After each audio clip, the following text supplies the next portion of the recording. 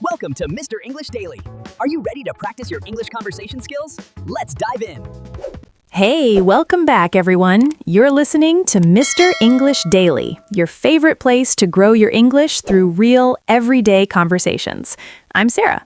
And I'm Mike. Sarah, how's your Monday treating you so far? Honestly, it started rough. My alarm went off, and my first thought was, why? Classic Monday brain. But then I made my coffee, opened the window, and something shifted a little. How about you? My weekend was honestly beautiful. I did almost nothing. Cooked a simple meal, read half a book, slept early. It felt like I was recharging a dead battery. That sounds like exactly what the soul needs sometimes. But you know that Sunday evening feeling? Your body is still on the sofa, completely relaxed. But your mind is already stuck in Monday morning traffic, answering emails it hasn't even received yet. 100%. So if you're listening right now on a Sunday evening, we see you. We feel that. And if Monday already found you, maybe you're on the train, walking to class, or doing dishes after dinner, then welcome to the new week. You showed up. That matters. So today we want to ask a real question. What does your mind actually need right now? More pressure? More comparing yourself to others? No, it needs something gentler. It needs energy, not more weight. Exactly. So today on Mr. English Daily, we're talking about the power of a positive mind and what that actually looks like in everyday life. Not fake smiles, real, quiet, honest positivity. This episode is B1 level, perfect if you're intermediate. And if you're A2, don't worry. Listen once, then listen again. You'll catch more every time. That's how language grows. You can listen while you cook, while you walk, while you fold laundry. Real English, real feelings, real life. That's what we do here. Before we jump in, a small but important request. If this podcast is helping you, please like this video, subscribe to Mr. English Daily, and share it with one friend who's also learning English. Every comment, every like, every share helps more learners find us. And speaking of comments, tell us something right now. Where are you listening from, and what are you doing at this moment? Those comments are genuinely my favorite part of the week. Someone once wrote, "I'm in Vietnam, ironing my shirt for work." Another said, "I'm in Mexico, listening while my baby sleeps." It really does feel like one big, warm, global classroom. So write your country and one sentence about what you're doing. We read everything. Also, later in this episode, we'll do a word tour where we slow down and really dig into some key words and phrases from today's conversation. Not just what they mean, but how to actually use them in your own life. That's the goal. All right, let's talk about the mind. Let's talk about thoughts. Let's talk about why some days feel light and other days feel like you're carrying a piano. Let's go. Okay, Mike, here's the first idea for today. Your happiness switch is not in your phone, not in your paycheck, not in other people's opinions. It's inside you. Now, I don't mean that in a just smile and everything is fine kind of way. That's not real. I have mornings where my brain wakes up before I do and immediately starts listing problems. Oh, that brain. Good morning. Here's everything that went wrong last week. Also, remember that embarrassing thing you said in 2019? Every single morning sometimes. And the worst part is when you dwell on it. Dwell on. That's a key phrase. To dwell on something means you sit inside a thought for a long time. You replay it.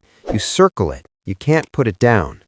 Like your mind builds a little tent around that one bad thought and just lives there. Exactly. And when we dwell on negative thoughts, everything starts to feel heavier. Your outlook on the day becomes dark before the day even starts. Outlook. That's how you see things, your general perspective on life or a situation. Same coffee, same room, same life, but a completely different outlook. I had a stretch like that a few months ago. I'd wake up and just feel gray.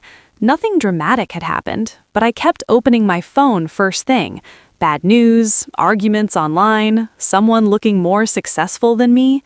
You were feeding the sadness more sad food. Yes, a terrible breakfast for the brain.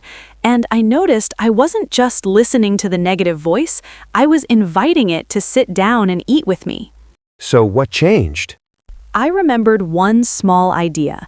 I can't always fix my mood, but I can change what my next 5 minutes look like. That's a powerful thought. You don't have to fix everything, just the next 5 minutes. So I decided to short-circuit the pattern. Short circuit. Normally that's an electrical term. Here it means you interrupt a bad mental habit before it takes over. You stop the usual path your thoughts are walking down. Instead of going deeper into the dark tunnel, you step off the path. I put my phone face down, opened my window, and played one song that I love. Just one song. Then I made a simple breakfast and took a 10-minute walk outside. That was it. No big life transformation, but it felt like I pressed a small reset button somewhere in my chest. Your problems didn't disappear. Not even a little, but I felt less crushed by them, like I took one small stone out of the backpack I was carrying.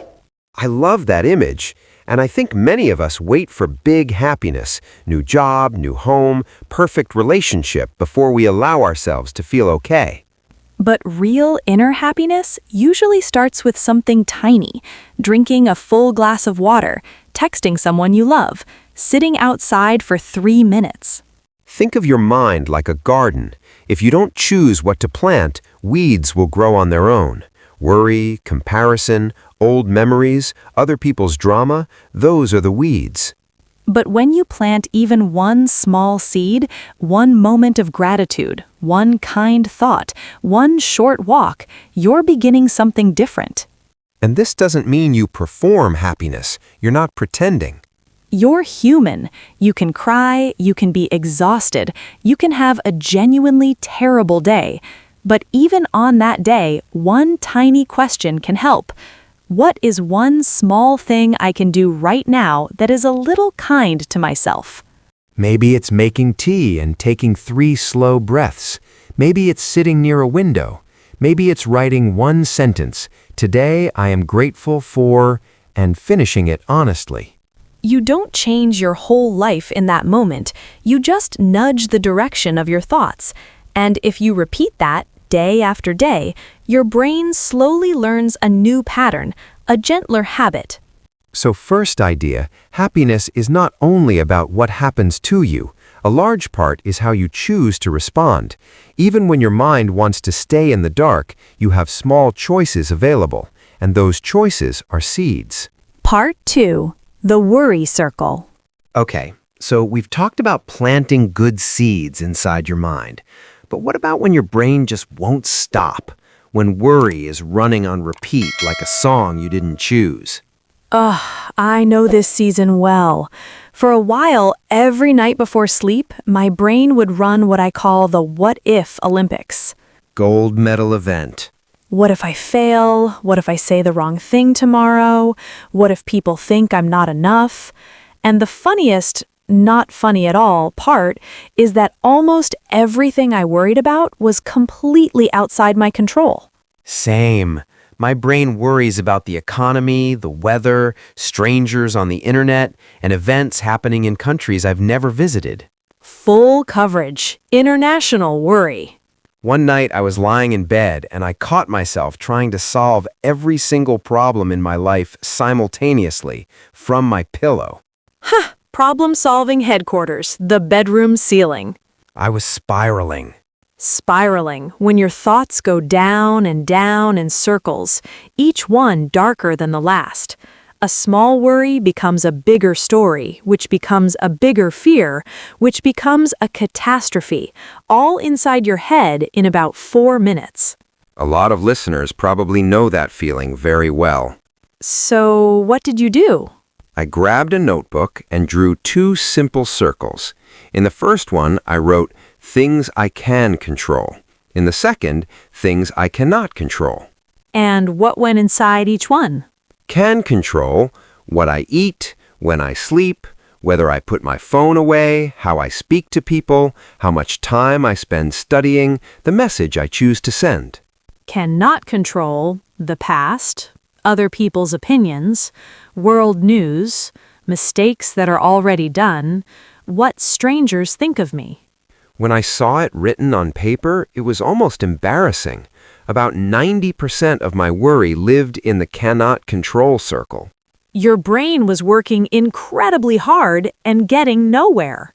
Exactly. I was trying to keep my head above water in a sea that didn't even belong to me. Keep your head above water, that's when you're just barely surviving a difficult time. Not thriving, not relaxed, just trying not to go under. And I didn't want that to be my permanent address, so I made a personal rule. Tell me. If something lives in the cannot control circle, I'm allowed to notice it, but I'm not allowed to live inside it. After I notice it, I must choose one small thing from the can control circle and do it. Send one honest message, drink water, go outside for 5 minutes, breathe slowly, sit quietly without a screen. It's like your brain is standing on a noisy, busy street, and you gently take it by the hand and walk it to a quiet park. I do something similar when anxiety spikes. I close my eyes and picture a specific peaceful place. For me, it's early morning on a beach. The sound of waves, the warmth of sun on my face, the feeling of sand under my feet. Beautiful. And I breathe slowly and tell myself, right now, I don't have to solve everything. I only have to breathe in this moment. So, second idea. Your brain gets tired when it tries to control what it cannot control. When you move your attention, even slightly, toward one thing you can do, your mind finds a little rest. And that quiet rest, that's also a form of positivity. It's not loud, but it's real. Part 3. Goals that feel like friends, not enemies. Okay, inner happiness, seeds, worry, the 2 circles. Now let's talk about something that can either give us wings or completely exhaust us. Goals. Yes, goals. Mike, have you ever had a goal that started to feel like it was chasing you? Absolutely. Like, instead of you pursuing the goal is following you around, making you feel guilty. That's exactly it. A few years ago, I was in a difficult season. Work wasn't right, money was tight, I didn't have a clear next step, and every night my brain would run the I should channel. Premium subscription, no ads, playing all night. I should be earning more, I should be further along by now, I should have this figured out already. And on top of that, social media kept showing me people my age who seemed to be thriving. New businesses, travel photos, big announcements. The classic, the grass is greener on the other side trap. Classic. The grass is greener, or the full version, the grass isn't always greener on the other side, means other people's lives look better and easier from the outside, but you're not seeing their full picture. You're only seeing the highlight reel. You see the green lawn. You don't see the water bill, the pests, or the hours of invisible work underneath. And I completely forgot that. My own life felt like dry, cracked ground. One night, I couldn't sleep, and I asked myself honestly, what am I actually afraid of? That's a brave question. The answer was, I'm afraid nothing will ever change, that I'll be in this same stuck place forever. Stuck in a rut. Exactly. Stuck in a rut means your life feels like a loop. Same routine, same worries, same feeling of going nowhere, like a wheel spinning in mud. Every day identical. Wake up, worry, scroll, compare, sleep badly, repeat. Then another question arrived. If I don't want this, what is one small step I can take? Not a dramatic overhaul, one step. And? I took a piece of paper and wrote 3 simple goals. One for my body, one for my work, one for my relationships. Tell me. Body goal, walk for 20 minutes every evening after dinner. Work goal, spend 20 minutes each day learning one skill connected to the job I actually want. Relationship goal, send one genuine message every day to someone I care about. That's it? That's it. And when I looked at that paper, something in me exhaled, because now my brain had a direction. It wasn't just spinning anymore. It's like driving through heavy fog at night. Without headlights, you're lost. Goals are your headlights. You still can't see the whole road, but you can see the next few meters. And the next few meters are enough to move. After a few weeks, not overnight, but after a few weeks, I noticed small shifts. My walks improved my mood, my 20-minute study time rebuilt my confidence, my messages strengthened my friendships. So you started to bounce back. Bounce back, to recover gradually after something difficult, like a ball that hits the ground hard but then rises again. And I want to say this clearly to everyone listening. You don't need enormous goals to feel better. You need clear and kind goals. Clear, so your brain knows exactly what to do. Kind, so you don't punish yourself when you're not perfect. Third idea, your mind needs hope to work well, not just pressure. Small, realistic, kind goals can be like little lights on a dark path. You don't need to see the whole journey, just take the next lit step. Part 4. When life actually hurts. Okay, so we've talked about seeds, circles, and small, kind goals. But sometimes, even with all of that, life brings something heavy. Something real. Pain, loss, heartbreak, big disappointment. Yeah, I want to talk about this honestly because I think it matters. A few years ago, I went through a breakup that genuinely knocked the wind out of me. I'm sorry.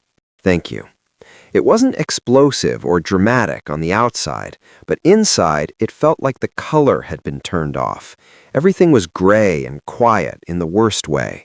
I think a lot of people listening know that feeling. For weeks, I didn't want to do anything. I just wanted to stay in my room and brood.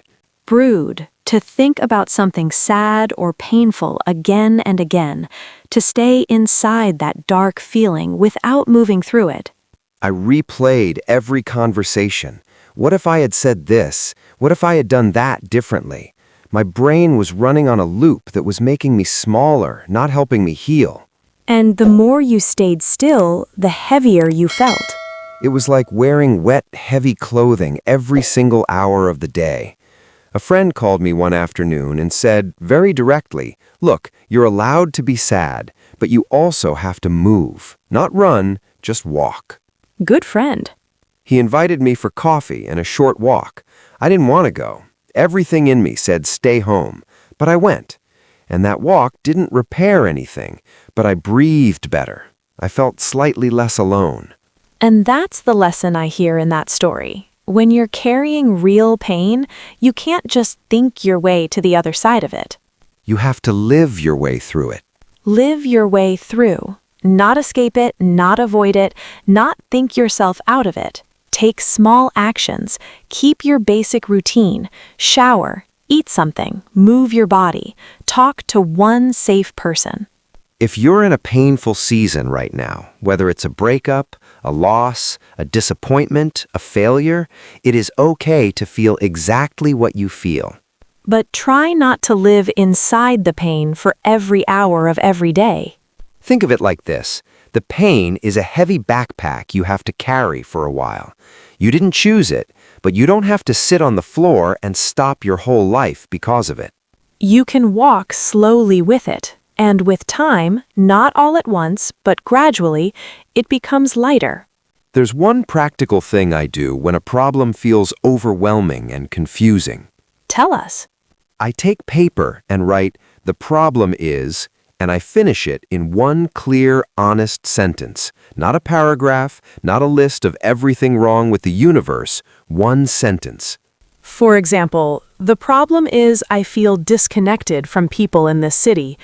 Or the problem is I don't know how to handle this financial pressure. Then I write 3 small possible things I could try. Not magic solutions, just 3 real options. For the loneliness example, join one English or hobby group online this week. Send a message to an old friend asking to video call. Go to one public place, a cafe, a park, with a book or podcast so I'm not alone at home. And then I tell myself, I don't have to solve this entire problem today. I just need to try one of these things this week. You shift from I have a problem to I am working through a problem. Work through, to slowly and honestly deal with something difficult, step by step. You don't run away, you process it. You move through it rather than around it. That's also positivity, not a bright, performed happiness, but quiet courage, the kind that gets out of bed and tries again. And remember, the next move is yours. As we say in English, The ball is in your court. the ball is in your court. It's your turn to act. Life handed you this situation. Now you decide your next step. Not a perfect step, just a small, honest, kind step forward. Fourth idea, pain and problems don't mean your life is broken. They mean you're human. You can feel everything you feel and still move forward slowly. One step, one breath, one day. Word tour. All right, let's slow down and do our word tour. These are the key words and phrases from today. Let's make sure they're really yours. Number 1, dwell on. To dwell on something means to keep thinking about the same thing again and again, usually something negative or painful. You stay inside that thought instead of moving forward. Example, I try not to dwell on old mistakes before I sleep.